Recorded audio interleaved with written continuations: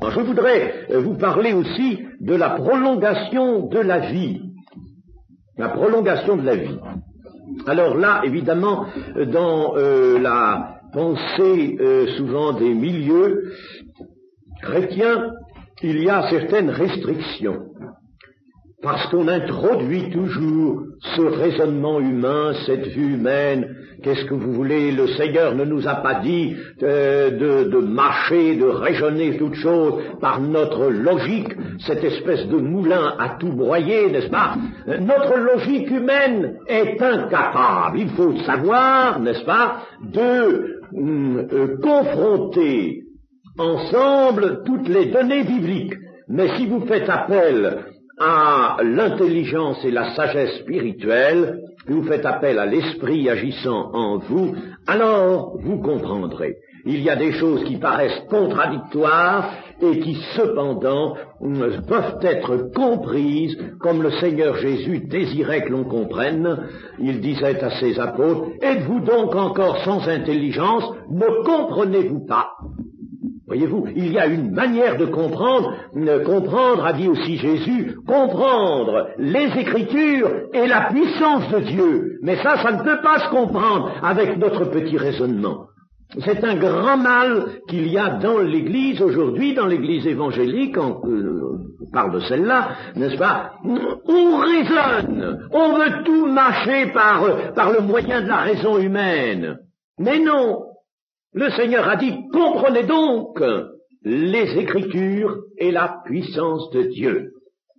Et aux deux disciples qu'il a rencontrés sur la route d'Emmaüs, il leur a ouvert l'esprit pour qu'ils comprennent les Écritures. Il n'était pas plus bête que d'autres, mais le raisonnement humain fait obstacle à la saine compréhension, à la véritable compréhension. Alors, je vous préviens, chers amis, sachez-le, et ne mettez pas en mouvement le petit moulin à logique humaine, n'est-ce pas?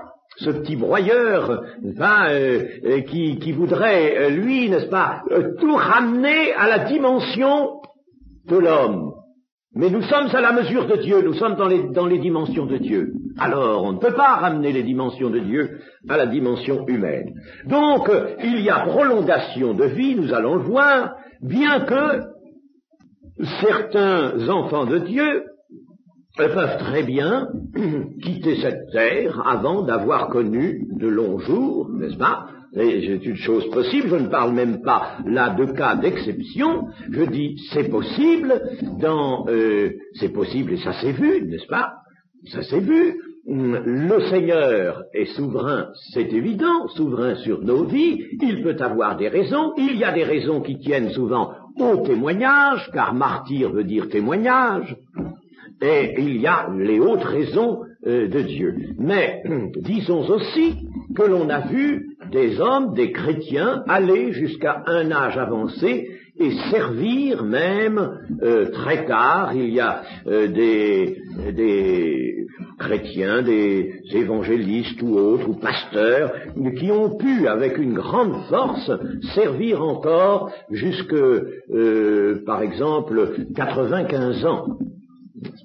Il y en a qui, à 95 ans, je ne pourrais pas vous dire de mémoire les noms, mais j'en ai quelques-uns, n'est-ce pas, qui sont allés à un âge très avancé et qui ont pu garder leur force, leur lucidité d'esprit et leur foi, bien entendu, n'est-ce pas, jusqu'à cet âge-là et continuer de servir le Seigneur. Nous allons voir le psaume 92.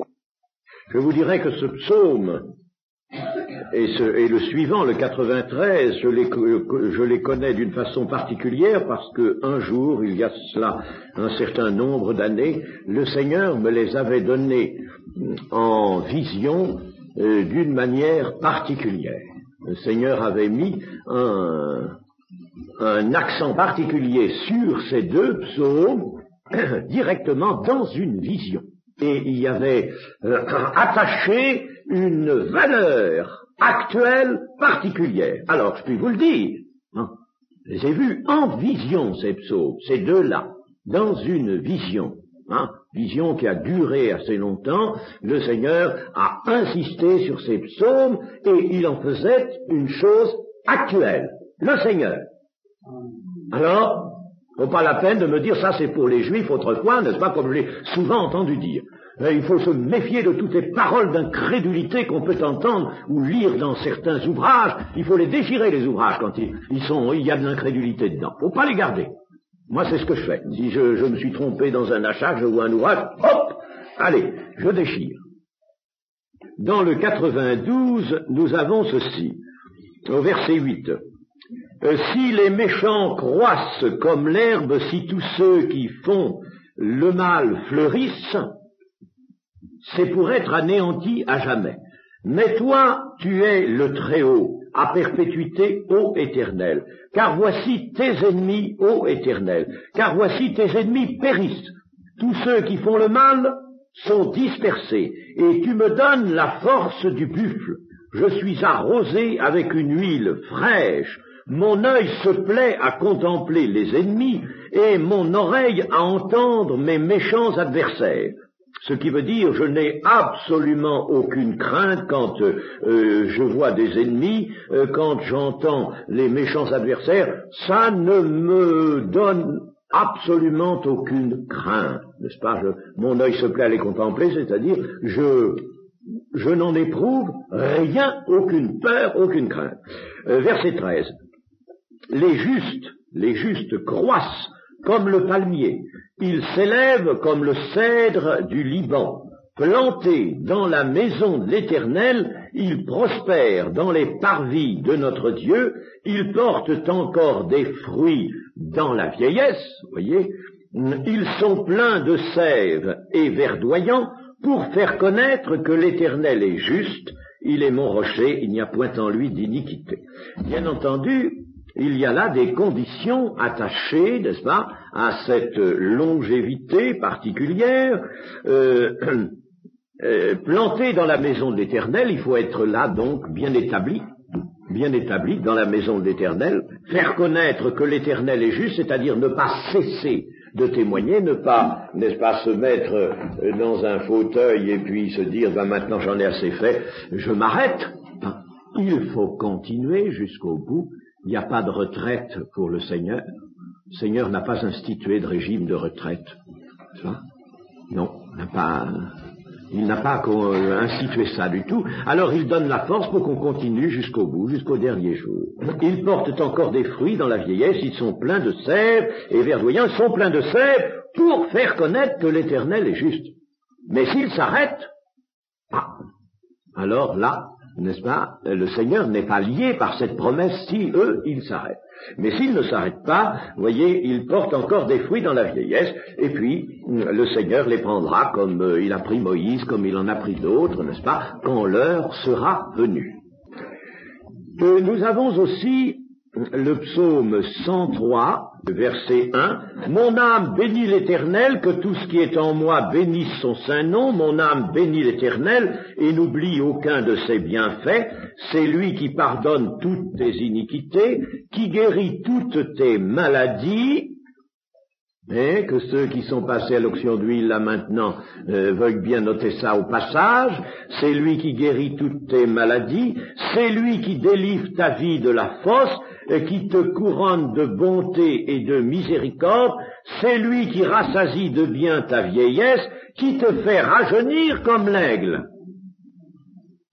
Cela, n'est-ce pas, est toujours, tous les psaumes sont ainsi. Si on lisait tout le psaume, vous verriez, n'est-ce pas, ce sont les justes de l'Éternel, ceux qui se tiennent dans la justice et bien entendu dans le témoignage. Hein. Alors, ici, qui guérit toutes tes maladies, il y a toujours des gens fâcheux à cause de leur incrédulité, vous savez, des incrédules, n'est-ce pas, qui passent pour des gens de foi, et alors qui ont toujours une parole pour restreindre la portée des Écritures. Alors, il y en a qui disent, mais toutes tes maladies, il s'agit de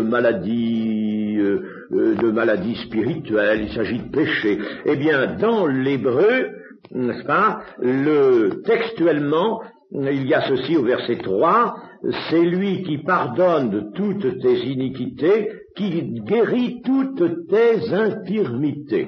Le mot le plus exact, c'est infirmité, mais il s'agit d'infirmité du corps. Infirmité, ça touche à maladie, notre traducteur a préféré maladie, mais enfin, il s'agit de mots physiques.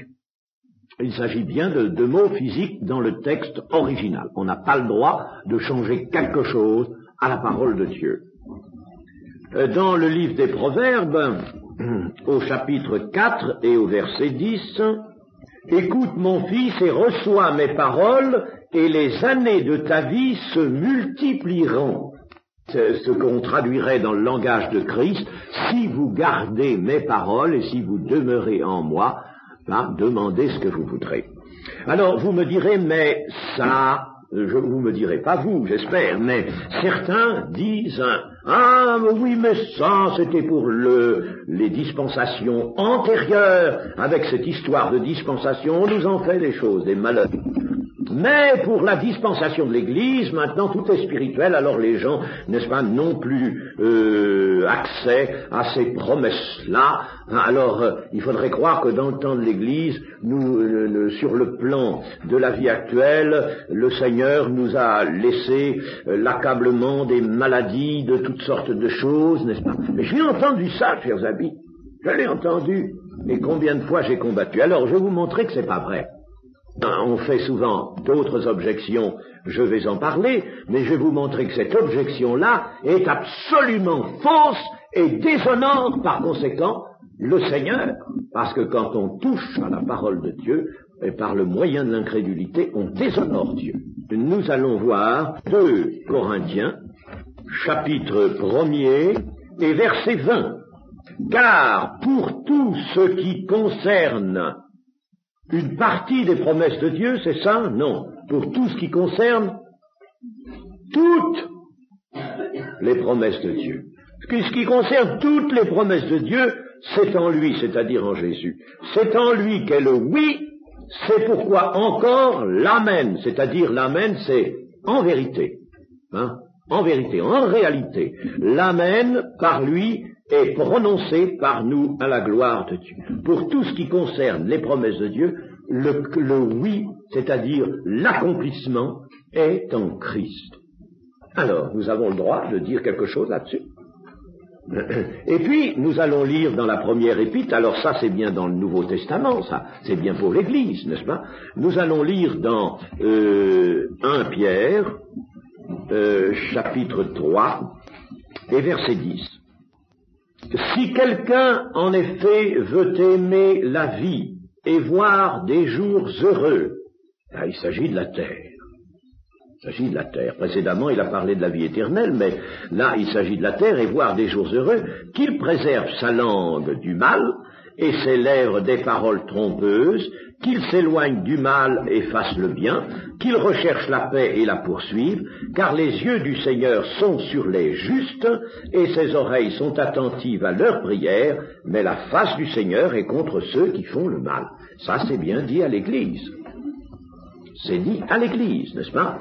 Précédemment, il y avait, au verset 8, « Enfin, soyez tous animés des mêmes pensées, des mêmes sentiments, pleins d'amour fraternel, de compassion, d'humilité, ne rendez point mal pour mal ou injure pour injure, bénissez au contraire, c'est cela, car c'est à cela que vous avez été appelés, afin d'hériter la bénédiction. » Afin d'hériter la bénédiction, et si quelqu'un, en effet, veut aimer la vie et voir des jours heureux, qu'il préserve sa langue du mal. Ce qui était dit autrefois au peuple d'Israël n'a pas été révoqué, ça se trouve dans un autre contexte, dans une autre alliance, dans une autre dispensation, celle de la grâce. Mais ça n'a pas pu être révoqué. Le Seigneur ne peut pas revenir en arrière. Dire autrefois, si les enfants d'Israël étaient fidèles, je leur épargnais toute maladie. Les maladies, c'était pour les Égyptiens, mais toutes ces maladies dont je frappais les Égyptiens, eux, ils en étaient épargnés. Vous voyez dans le chapitre 28 du Deutéronome, les maladies était épargné au peuple fidèle. S'il était fidèle, pas de maladie. Il n'en est même pas question. et puis ils prolongeaient leurs jours, n'est-ce pas? Bien. Eh bien, nous, n'est-ce pas, nous avons maintenant l'accès au royaume de Dieu, c'est la chose qui est nouvelle dans notre dispensation. Les choses nouvelles, on peut les résumer ainsi. L'accès direct au royaume de Dieu, l'accès direct, je veux dire l'accès par Christ au royaume de Dieu. Deuxièmement, la communion pour tous, le Saint-Esprit pour tous répandu sur toute chair, et les lois écrites dans les cœurs, non plus écrites sur des tables de pierre, mais écrites dans les cœurs, n'est-ce pas? Et puis, il y a, n'est-ce pas, alors là, dans la vie éternelle, n'est-ce pas, la vie éternelle, qui bien entendu est promise à celui qui croit, exerce sa foi et vit une vie de sanctification. Par conséquent, n'est-ce pas, nous sommes bien dans l'alliance nouvelle avec tout ça, mais les choses dites autrefois ont leur continuation pour toutes les promesses de Dieu. Le oui est en Christ, et vous voyez que Pierre ici en fait mention. Alors, cela ne veut pas dire qu'on va préférer cette vie, que l'on va s'attacher à cette vie. Faut pas manquer de sagesse par tout verser d'un côté ou tout verser de l'autre, n'est-ce pas? La sagesse, c'est un équilibre. Alors, l'équilibre, Paul nous en a parlé, quand il nous dit dans les Philippiens, le mieux ce serait que je sois avec le Seigneur maintenant, je serais heureux d'être avec le Seigneur. Mais il faut que je reste encore un temps ici, dans ce monde, eh bien j'y reste. Hein? Mais il n'est pas attaché à cette vie, il ne faut pas que ça détermine évidemment un attachement qui serait une mauvaise chose à cette vie, à la terre. Il faut vivre au contraire d'en haut, mais le Seigneur ne nous a pas promis, ou si vous voulez, annoncé autre chose sur cette terre que des tribulations et des persécutions. De ces choses viennent des souffrances, certes, hein, qui s'ajoutent à celles de Christ, qui continuent, qui perpétuent les souffrances de Christ, n'est-ce pas? Mais il n'est pas dit que nous allons être tourmentés par toutes sortes de maladies et que nous allons devoir arriver à la fin de notre vie, n'est-ce pas, en déclinant constamment. C'est pas dit du tout, pas du tout. Alors, prenons les choses comme elles sont, n'est-ce pas? Il est tout de même plus agréable d'arriver à la fin de sa vie. Certes, ce corps vieillit, n'est-ce pas, il y a un vieillissement, mais il ira à son terme sans pour autant être frappé par toutes sortes de maladies. Cela, le Seigneur veut nous l'épargner, sans quoi il ne nous aurait pas donné la promesse de Jacques, par exemple. Si quelqu'un est malade parmi vous, il aurait dû dire, si quelqu'un est malade, mais à condition qu'il ne soit pas trop âgé, hein, n'est-ce pas? Non, il n'a pas dit cela, le Seigneur. Si quelqu'un est malade, même s'il a 90 ans, eh bien, il vient chercher la guérison. Non pas pour peut-être durer d'une façon extraordinaire sur cette terre, mais parce que il atteindra son terme sans être pour cela obligé de supporter toutes sortes de maladies. Le jour où le Seigneur veut que nous partions, vous savez, moi j'ai vu des gens partir, très jeunes, et partir dans la paix. Comment la mort s'est-elle faite? On n'en sait trop rien.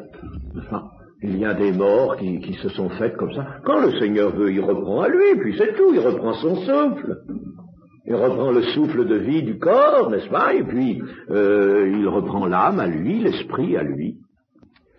Nous avons aussi, dans les effets de la sagesse, l'équilibre psychique. L'équilibre psychique, c'est-à-dire l'équilibre, si vous voulez, essayez d'employer un autre terme, l'équilibre mental, moral, l'équilibre aussi, parce que le psychique tient également au physiologique, n'est-ce pas? Alors, l'équilibre de l'état nerveux aussi, n'est-ce pas? Il y aura un équilibre, disons, psychique, équilibre des pensées, équilibre des mouvements de la pensée. Voyez-vous, il y aura du calme, de la tranquillité. Alors, cela, nous allons le voir dans divers textes. Proverbe 3, 17, ces voies, c'est-à-dire les voies de la sagesse, ces voies sont des voies agréables et tous ces sentiers sont paisibles. C'est-à-dire que la sagesse vous place dans une paisibilité, si je puis dire, n'est-ce pas, dans un état de paix. Vous savez que le Seigneur a dit, je vous donne ma paix. Alors là, nous sommes en plein, n'est-ce pas, dans les promesses directes pour l'Église. Je vous donne ma paix. Hein? Eh bien, la sagesse, la paix de Christ n'est à goûter que comme retombée, si vous voulez, de la sagesse, comme conséquence de la sagesse. Il faut la sagesse pour goûter la paix de Christ. Tous ces sentiers sont paisibles. Elle est un arbre de vie pour ceux qui la saisissent, et ceux qui la possèdent sont heureux. Et on ne peut pas être heureux dans le déséquilibre, mais ils sont heureux. Alors, vous voyez bien qu'ici, il y a un équilibre que j'appelle psychique, un équilibre d'ensemble, n'est-ce pas, spirituel, moral et physique, pas tout à la fois, et ça, il y a une sorte d'euphorie, de bien-être dans la personne qui crée un état de bonheur, parce qu'avec la paix, il y a la joie. Et la joie est conseillée, n'est-ce pas? Réjouissez-vous toujours dans le Seigneur. Réjouissez-vous toujours. Donc il y a la paix, la joie, cet état d'euphorie qui n'est pas artificielle, d'euphorie de nature spirituelle, une retombée spirituelle. Cet état d'euphorie que j'appelle l'équilibre psychique, et qui est magnifique. C'est dans cet état que l'on peut vraiment faire le témoignage, n'est-ce pas, et servir le Seigneur, d'une façon ou de l'autre. Alors, dans les Proverbes, chapitre 3 et 21-22, oui. Mon fils, que ces enseignements ne s'éloignent pas de tes yeux, garde la sagesse et la réflexion, elles seront la vie de ton âme et l'ornement de ton cou, alors tu marcheras avec assurance dans ton chemin et ton pied ne heurtera pas. Vous voyez, la vie de ton âme, la vie ardente, la vie abondante de ton âme. Et ça, nous sommes en plein dans le psychisme. C'est-à-dire le bon psychisme. Naturellement, quand on dit psychisme, ça a généralement un sens péjoratif. Mais non, le psychisme, c'est un état. Il peut être bon ou mauvais. N'est-ce pas? Et là, n'est-ce pas, il s'agit du bon psychisme. Elles seront la vie abondante, la vie harmonieuse de ton âme. Ton état psychique sera excellent, tu jouiras d'un équilibre. Excellent équilibre. Proverbe 10, 28, l'attente des justes n'est que joie. Voyez-vous, l'attente, les justes attendent toujours quelque chose. Tant que le royaume des cieux n'est pas là, il y a toujours quelque chose à attendre. Il y a espérance et par conséquent attente. Mais l'attente des justes n'est que joie. C'est pas une attente fébrile. Non, c'est une attente dans la joie, ce que le Nouveau Testament nous recommande. Proverbe 16, verset 20, celui qui réfléchit sur les choses trouve le bonheur et celui qui se confie en l'Éternel est heureux. Voyez, bonheur, être heureux. Alors, comment voulez-vous être heureux et connaître le bonheur avec la paix, la joie, n'est-ce pas? Eh bien, il faut réfléchir sur les choses. C'est-à-dire méditer. Méditer la parole de Dieu. Réfléchir sur les choses, je dirais même que c'est plus large ici que parole de Dieu. Méditer sur tout ce qui est sujet de méditation. Par exemple, méditer aussi sur l'état du monde, sur le monde qui nous entoure. Le Seigneur Jésus voyait ce qui était autour de lui. Et il n'était pas fermé, au contraire. Il voyait les hommes, il les comprenait, il voyait leurs malheurs, leurs maladies, leurs défauts, leurs tares. Alors, voir le monde aussi évoluer, voir les signes des temps, n'est-ce pas? Puis, naturellement, méditer sur la parole de Dieu, tout cela, la parole de Dieu est au centre des méditations. Alors, celui qui réfléchit, c'est la méditation. Pas lire seulement, mais réfléchir, comprendre, prier pour mieux comprendre, pour pénétrer la parole de Dieu. Celui qui fait ça se nourrit, il se nourrit, hein. Et laissez-moi dire, il ne se nourrit pas des choses du monde, n'est-ce pas? Parce que s'il a réfléchi sur le monde, c'est pour y voir apparaître les signes des temps. Mais il se nourrit de la parole dans la méditation, et il ne se nourrit pas, par exemple, de la télévision. N'en parlons pas trop, mais disons vite, n'est-ce pas? Il ne se nourrit pas de la télévision parce que, mes amis, la télévision, elle va vous procurer aussi un sujet de méditation. Et même, elle va y joindre l'image, n'est-ce pas? Elle y joint l'image, et alors elle vous fait méditer, mais seulement elle vous prive de la bonne méditation sur les choses qui vous apportent une nourriture. Elle vous apporte, la nourriture que certains poissons trouvent dans la vase. Vous savez, les carpes, il y a des carpes, des grosses carpes dans la vase. Ils se nourrissent de vase. Et leur chair, quand on les mange, elle a le goût de vase. Elle a le goût de ce dont ils se nourrissent. Et notre âme aura le goût de ce dont nous la nourrissons. Si nous nous nourrissons du monde, elle aura le goût du monde. C'est pas bon.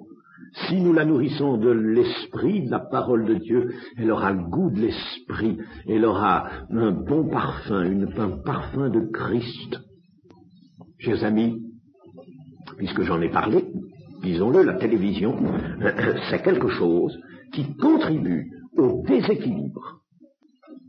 Ça contribue au déséquilibre, sans que vous puissiez vous en rendre compte. Vous ne pouvez pas vous en rendre compte, vous ne pouvez pas le calculer, c'est simplement par confiance en Dieu, par sagesse, qu'on rejette cet instrument.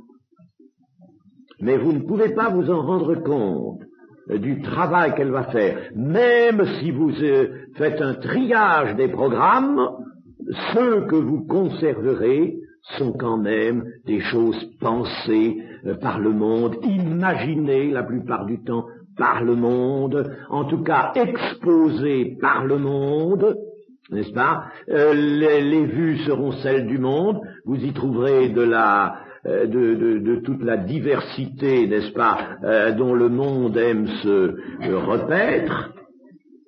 Tout cela, n'est-ce pas, même si les programmes sont considérés comme satisfaisants moralement, ils vous apporteront la nourriture du monde. Enfin, passons. L'équilibre psychique, donc, n'est-ce pas, découle des effets de la sagesse. Il faut que la sagesse, par conséquent, soit entière. Et puis, il y a aussi, toujours dans cet équilibre, et toujours comme effet de la sagesse,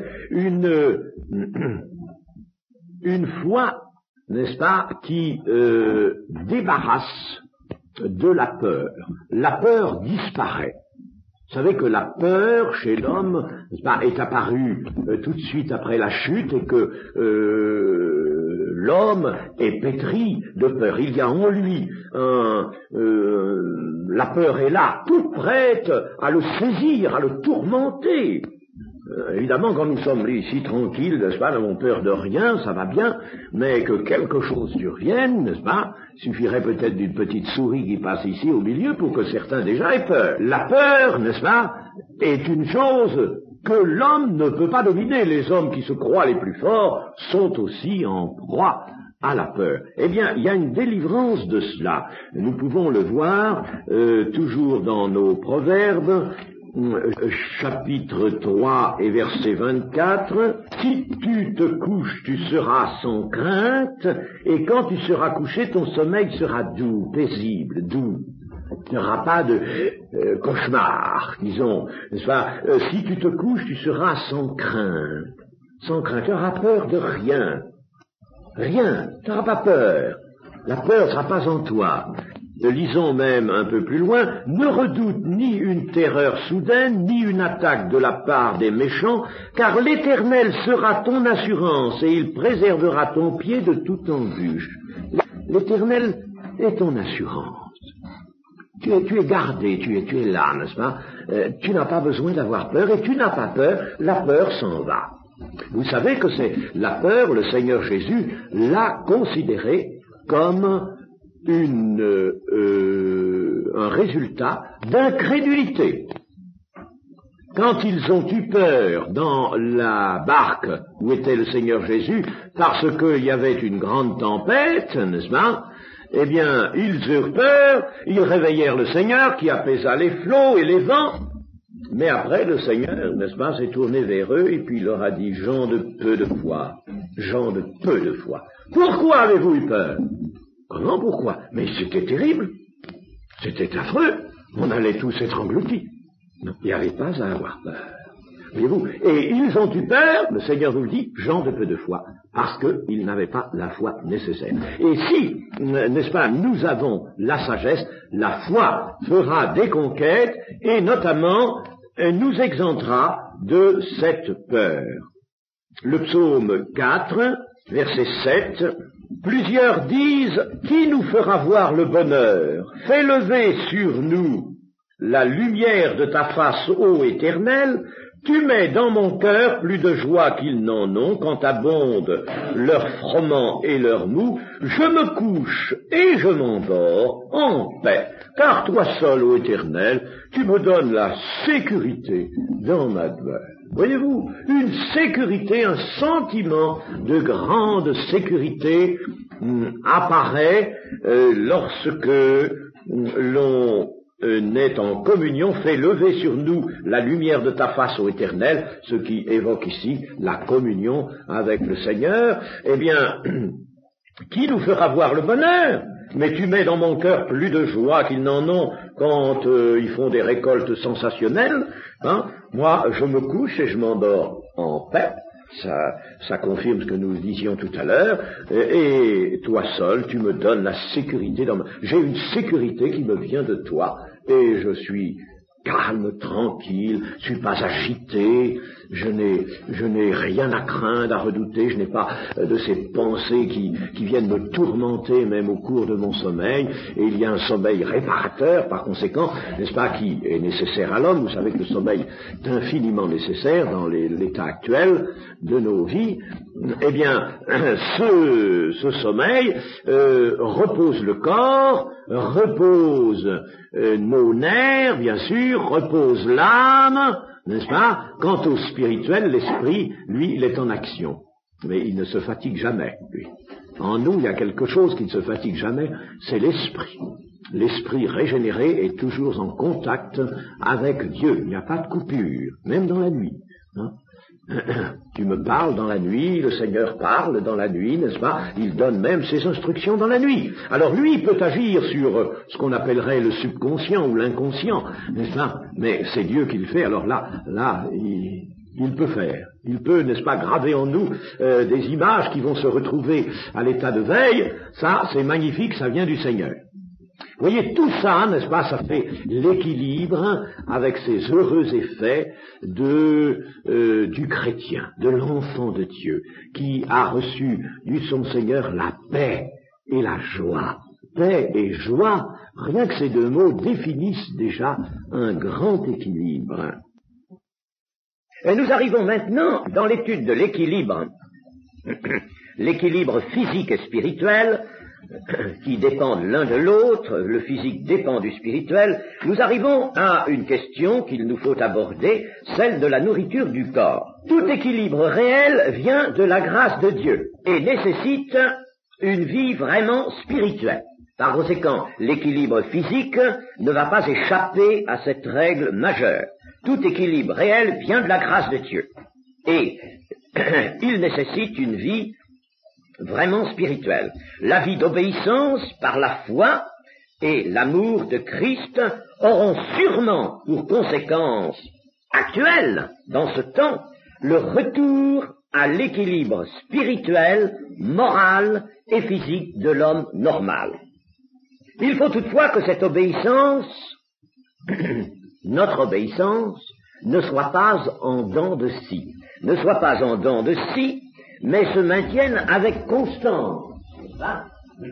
une obéissance avec des hauts et des bas, ça ne marche pas. Ça ne peut pas procurer l'équilibre physique, spirituel et physique.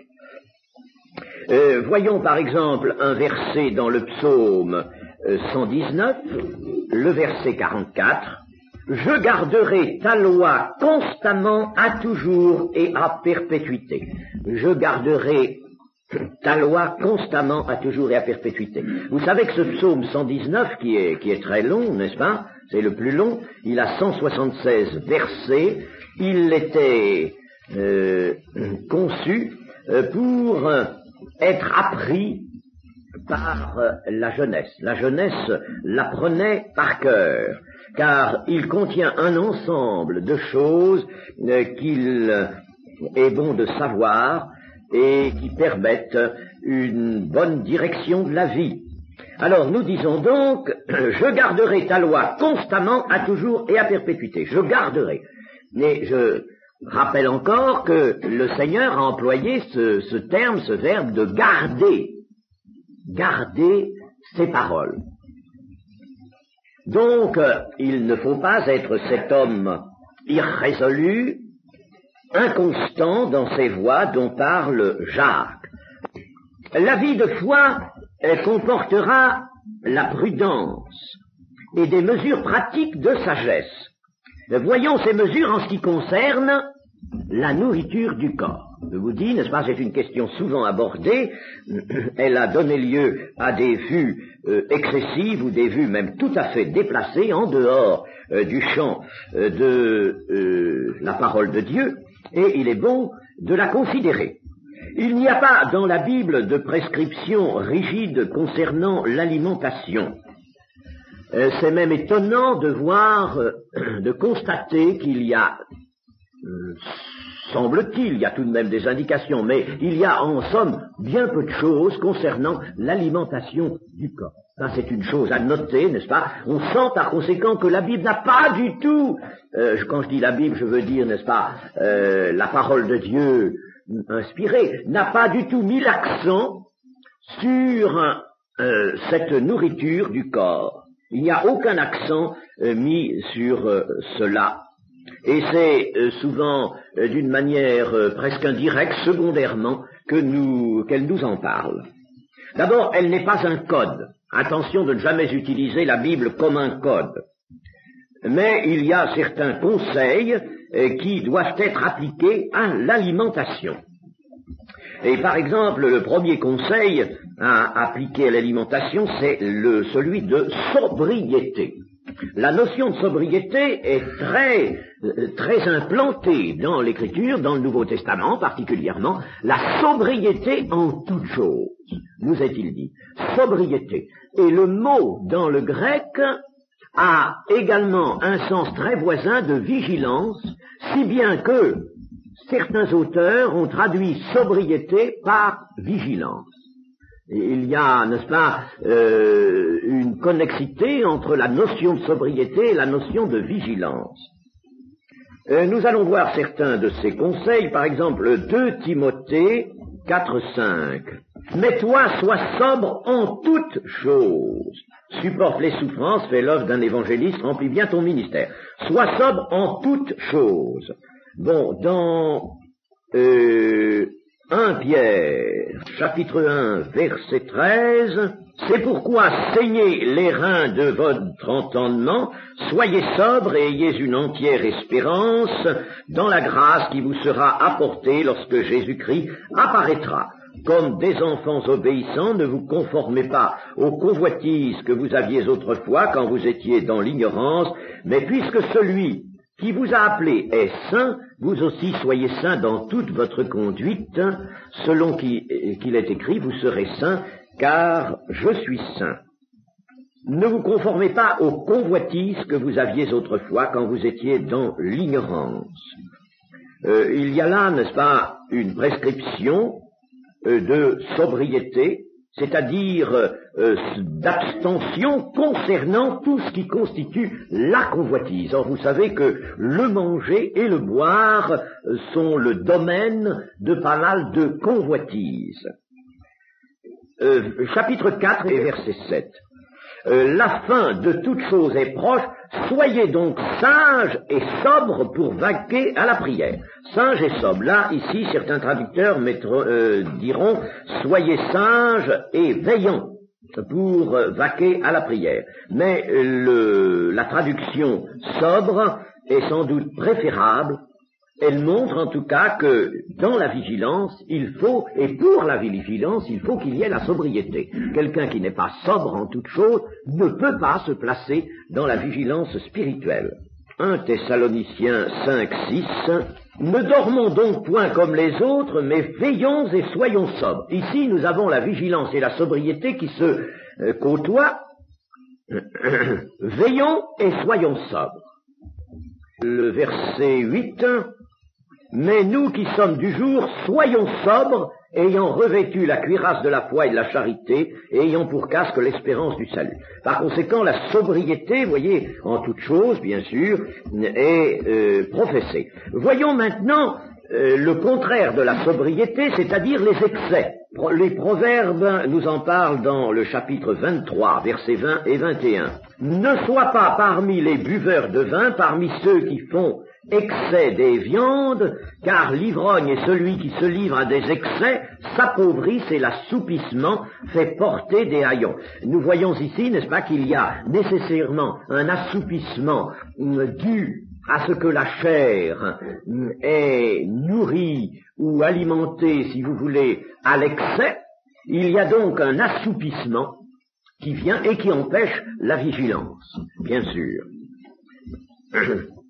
Luc 21, 34, et ce sera, je crois pas me tromper, la seule indication directe du Seigneur Jésus lui-même sur ce sujet, mais elle suffit. Prenez garde à vous-même, de crainte que vos cœurs ne s'appesantissent par les excès du manger et du boire, et par les soucis de la vie, et que ce jour ne vienne sur vous à l'improviste. Ça, c'est dit à des disciples, n'est-ce pas? Prenez garde à vous-même. Alors, voyez, les excès du manger et du boire sont toujours en relation avec la vigilance. Et ces excès peuvent nuire à la vigilance, cet état spirituel d'attente du chrétien. Et puis enfin, dans Galates 5, 21, l'envie, l'ivrognerie, les excès de table et les choses semblables sont alors considérés comme les œuvres de la chair qui sont funestes.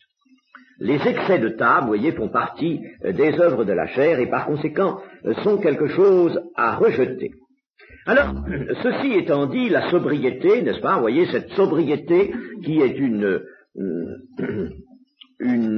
nécessité constante,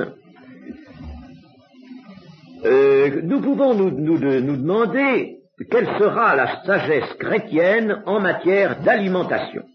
D'abord, je répondrai à cette question, faut-il écarter les aliments carnés?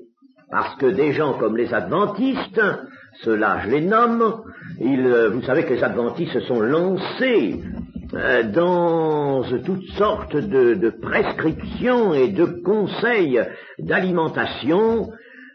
Certains de ces conseils sont bons. Ils ont même des maisons qui fabriquent des produits diététiques, des produits de régime. Vie et santé, il y a des maisons, plusieurs maisons qui fabriquent des produits et ils ont fait ça donc sur une très grande échelle. Et j'ai eu personnellement contact avec des adventistes assez souvent, non seulement des adventistes, des membres, mais aussi des prédicateurs, des pasteurs, et je leur ai vu pratiquer le régime végétalien et s'y tenir et même le professer, le régime végétalien. C'est-à-dire rien que des végétaux, pas même des œufs, pas même du lait ou des fromages, n'est-ce pas, qui sont des aliments azotés et de provenance animale. Par conséquent, n'est-ce pas, ils voulaient uniquement des aliments de provenance végétale. Alors, faut-il, d'après l'Écriture, n'est-ce pas, c'est l'Écriture qui est notre règle, ce ne sont pas les préceptes de l'un ou de l'autre, eh bien, non pas. Écarter les aliments carnés d'office pour obéir, dirait-on, à la Bible? Non. Si on les écarte pour d'autres raisons, ça c'est une autre affaire. Mais pour les écarter pour raison de conscience, eh bien je dis non. D'abord, voyons que Dieu les a donnés à l'homme jusqu'à la fin de cette économie, de ce siècle-ci, jusqu'à ce que le Seigneur revienne.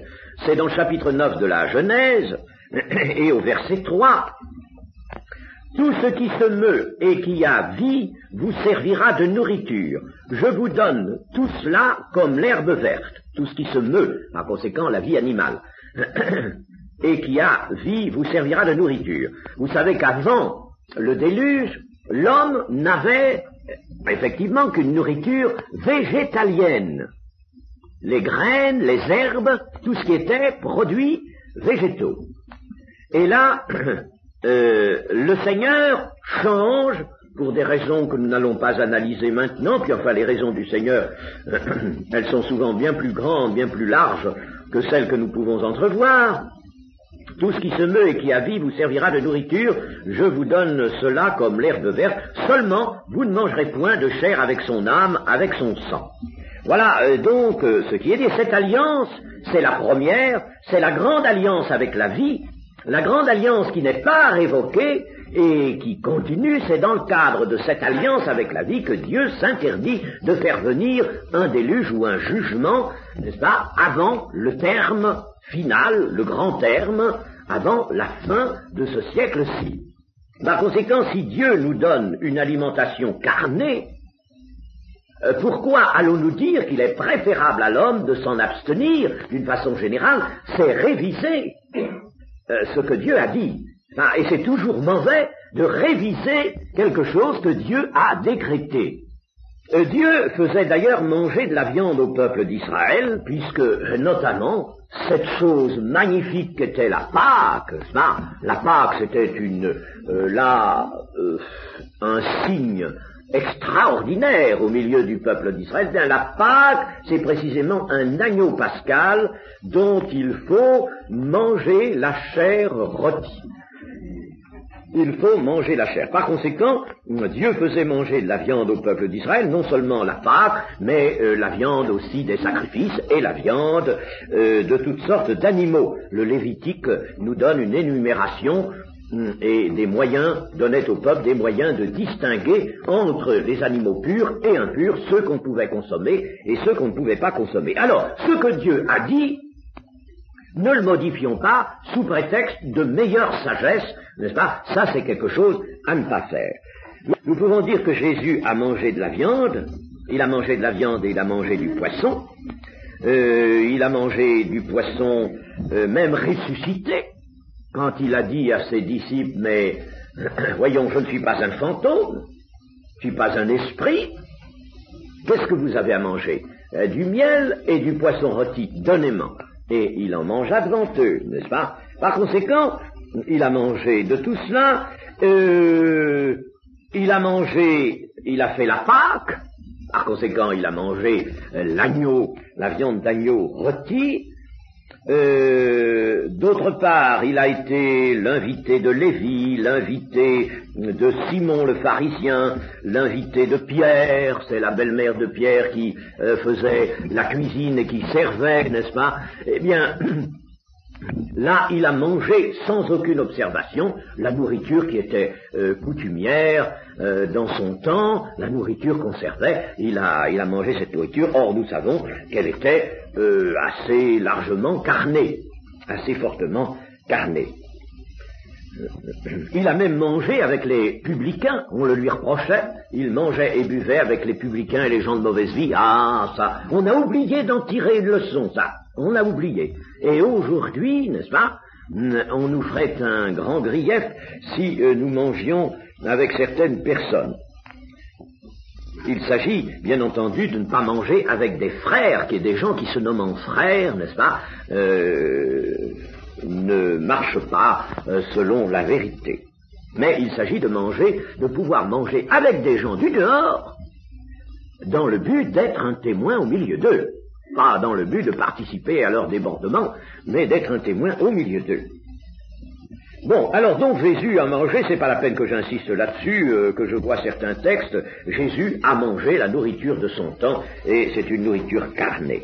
Il a même bu réellement du vin, n'en déplaise aux adventistes, je leur ai fait quelquefois la démonstration, mais vous savez, quand les gens sont butés sur une position, il n'y a rien à faire.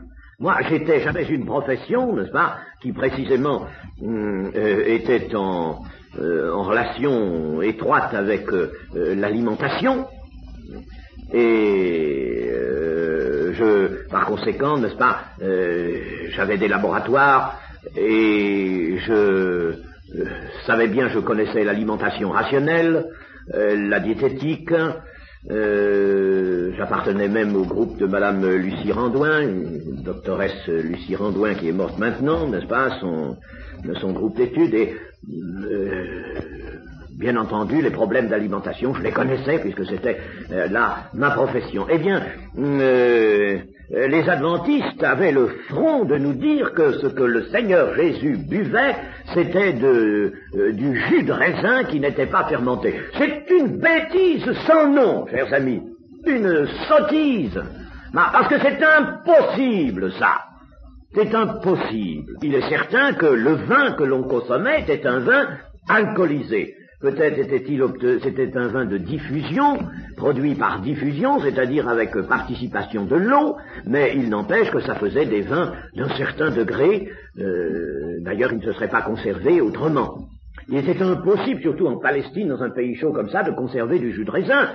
La fermentation vinique est absolument impossible à réfréner parce que la levure elliptique qui fait fermenter le mou de raisin se trouve sur forme la pruine du raisin. Elle se trouve sur le raisin. Et vous ne pouvez pas laver chaque grain de raisin, et le feriez-vous que vous n'arriveriez pas à l'éliminer. Par conséquent, vous mettez le raisin, vous y mettez la levure avec, la levure elliptique, vous ne pouvez pas empêcher ça, et avec la température, n'est-ce pas, ça se met à fermenter sans que vous y puissiez quelque chose.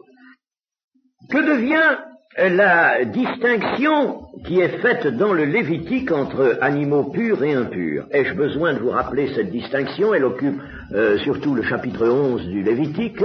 Vous savez que dans la loi de Moïse, il y avait certains animaux qui étaient à regarder, à considérer comme purs, d'autres comme impurs. Et ceux qui étaient purs, on pouvait les consommer, on consommait la viande.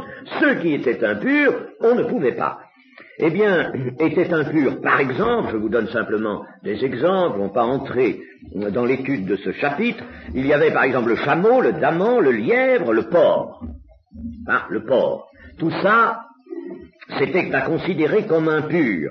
Il y avait aussi les poissons qui étaient sans nageoires et sans écailles. Que ces animaux-là, le lièvre, le porc, les poissons sans nageoires et sans écailles ne pouvaient pas être mangés. Il y avait l'aigle, le milan, l'autour, le corbeau, l'autruche, le hibou, la mouette, le cygne. Notez que tous ces animaux-là, en général, on ne les mange pas non plus maintenant. Je sais pas si ça doit être assez coriace. Et en tout cas, personne n'en a. Seulement, il y avait, par exemple, parmi les animaux permis, des sauterelles. Et aujourd'hui, on n'aime pas beaucoup ça. On préfère les escargots qui, eux, étaient dans les animaux impurs. Alors, tous ces animaux étaient impurs. Et tous les autres, tous ceux qui n'étaient pas dans cette liste d'animaux impurs, il y avait certains critères, comme le pied fourchu et la rumination, qui étaient là pour faire certains distinguos. Mais à part cela, n'est-ce pas, tous les autres pouvaient être consommés. Alors, est-ce que cette distinction persiste? C'est dangereux de dire la loi de Moïse, traçons-la et mettons-la la corbeille. Ça, c'est pas du tout ce que nous dit l'Écriture. C'est très dangereux de conclure comme ça. Nous avons étudié ici la loi et la grâce. La question se pose de savoir si vraiment il faut considérer tout ça comme nul et non avenu, comme quelque chose de révoqué. Eh bien, là, nous avons des indications évidemment assez précises. Nous avons d'abord l'épître aux Hébreux, chapitre 9 et verset 6. Or, ces choses étant ainsi disposées, il s'agit de la première alliance et de ses ordonnances. Les choses étant ainsi disposées, les sacrificateurs qui font le service entrent en tout temps dans la première partie du tabernacle, et dans la seconde, le souverain sacrificateur seul entre une fois par an, non sans y porter du sang qu'il offre pour lui-même et pour les péchés du peuple. Le Saint-Esprit montrait par là que le chemin du lieu très saint n'était pas encore ouvert, tant que le premier tabernacle subsistait. C'est une figure pour le temps actuel, où l'on présente des offrandes et des sacrifices qui ne peuvent rendre parfait sous le rapport de la conscience celui qui rend ce culte, et qui, avec les aliments, les boissons et les diverses ablutions, étaient des ordonnances charnelles imposées seulement jusqu'à une époque de réformation. Donc le littéralisme de cette distinction des animaux purs et impurs, je dis bien le littéralisme, lui a vécu. Il était à appliquer littéralement, les ordonnances étaient à appliquer littéralement pendant toute l'alliance, pendant le cours de l'alliance faite avec le peuple d'Israël par Moïse. N'oublions pas que le peuple d'Israël constituait une nation et que la loi de Moïse était la loi du peuple, la loi pénale, la loi civile, aussi bien que la loi religieuse, n'est-ce pas? Eh bien, donc tout cela a vécu, mais il en reste pour nous une notion qui a sa valeur de distinction entre ce qui est pur et impur sur un plan essentiellement spirituel, mais qui peut être aussi, qui peut descendre aussi dans le matériel, dans le temporel même. Disons que pour nous, la distinction entre ce qui est pur et impur doit être faite. Mais cette distinction littérale des animaux, elle-même a vécu, elle est caduque. Elle est à considérer comme caduque, ce texte nous le dit.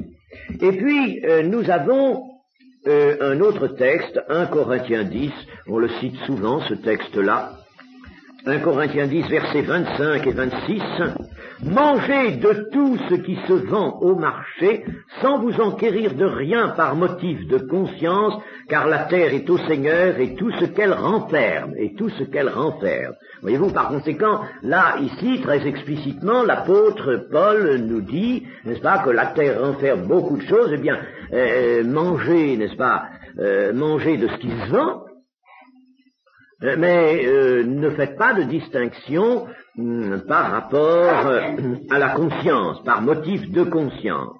Alors, nous verrons ce qu'il y a lieu de faire ensuite. Est-il bon d'être végétarien?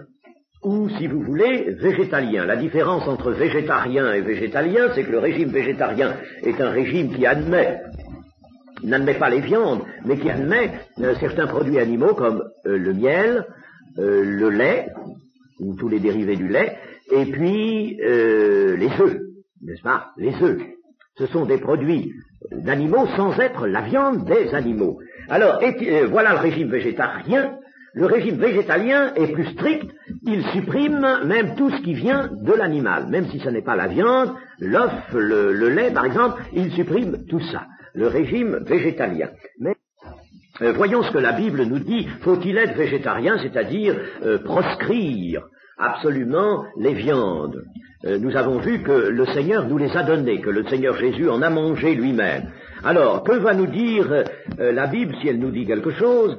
Eh bien, voyons dans Romains 14. Romains 14, versets 1 à 3. « Faites accueil à celui qui est faible dans la foi et ne discutez pas sur les opinions. » Ah, voilà un conseil, ne pas discuter. Qu'il n'y ait pas surtout de personnes qui disent à d'autres, mais vous devriez manger ceci, vous ne devriez pas manger cela, ça n'est pas bien, vous faites de ceci. On peut donner si on est vraiment éclairé en conseil, vous pourriez peut-être essayer, vous pourriez peut-être tenir compte de ceci, cela, mais n'est-ce pas, ne rien imposer. Tel croit pouvoir manger de tout, tel autre qui est faible ne mange que des légumes, tiens voilà, un végétarien, même un végétalien. ne mange que des légumes, que celui qui mange ne méprise point celui qui ne mange pas, et que celui qui ne mange pas ne juge point celui qui mange, car Dieu l'a accueilli, et c'est ce que font les adventistes, ils vous jugent, quand ils vous voient manger de la viande ou boire un petit verre de vin, n'est-ce pas, eh bien, ils vous considèrent en dehors de l'obéissance, ils vous jugent.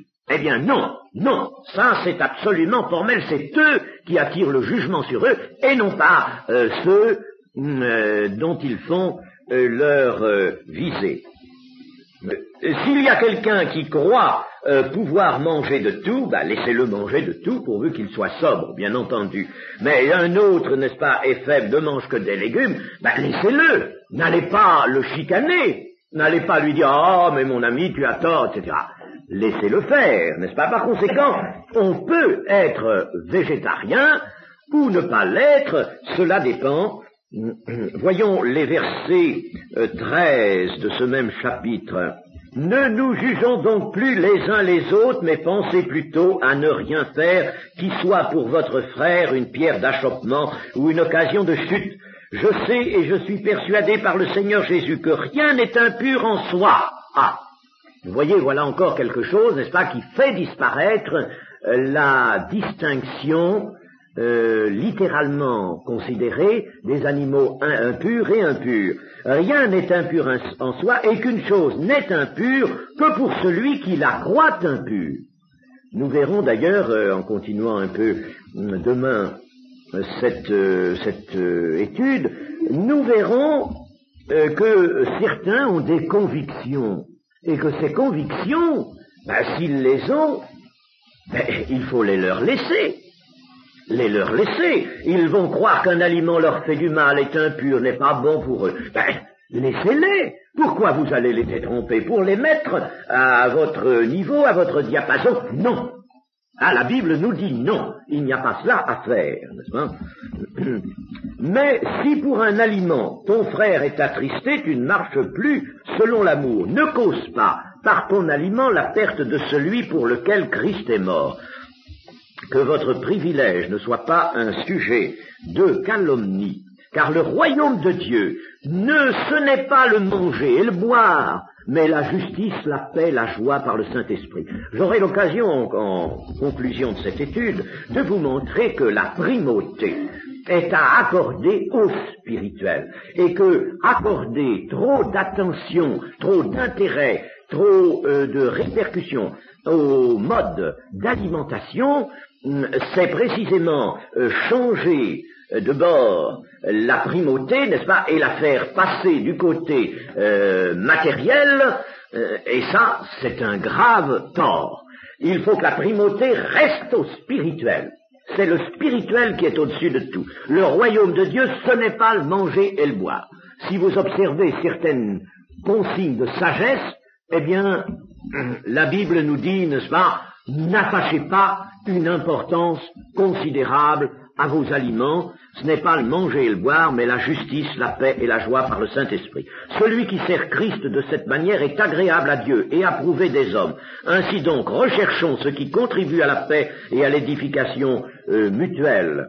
Pour un aliment, ne détruis pas l'œuvre de Dieu. À la vérité, toutes choses sont pures. Mais il est mal à l'homme, quand il mange, de devenir une pierre d'achoppement. Toutes choses sont pures, il le répète, voyez-vous. Il est bien de ne pas manger de viande, de ne pas boire de vin, et de s'abstenir de ce qui peut être pour ton frère une occasion de chute, de scandale ou de faiblesse, si nous sommes en présence de quelqu'un qui ne veut pas manger de la viande et boire de vin. On va manger des légumes avec lui, on va boire du vin avec lui, pourquoi? Qu'est-ce que ça peut faire, ça? N'est-ce pas? On va boire, je veux dire, de l'eau, n'est-ce pas, avec lui. Mais ça m'est arrivé souvent. En Algérie, quand nous étions avec les Arabes, si je mangeais chez les Arabes, j'aurais pas amené ma gourde de vin. Ils n'en veulent pas. Bon, eh bien, on buvait de l'eau.